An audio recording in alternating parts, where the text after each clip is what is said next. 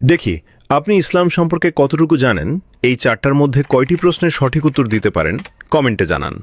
প্রশ্ন 1, কোন নবীর উম্মতদের বানরে পরিণত করা হয়েছিল? এ মুসা আলাইহিসসালাম, বি দাউদ আলাইহিসসালাম, সি ঈসা আলাইহিসসালাম। সঠিক উত্তরটি হবে বি দাউদ আলাইহিসসালাম। আপনি যদি ইসলামকে ভালোবাসেন তাহলে কমেন্ট করুন আই লাভ ইসলাম। প্রশ্ন 2, হযরত মুহাম্মদ সাল্লাল্লাহু আলাইহি ওয়াসাল্লাম মোট কতটি বিবাহ করেছিলেন? এ 4টি, বি 7টি, সি 11টি। সঠিক উত্তরটি হবে সি 11টি। প্রশ্ন 3, বদরের যুদ্ধে মুসলমানদের পতাকার রং কি ছিল? এ লাল, বি কালো, সি সাদা।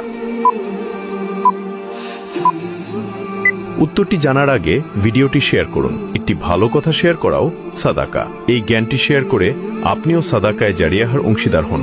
আপনার একটি শেয়ার হয়তো হাজারো মানুষকে সঠিক পথে আনবে।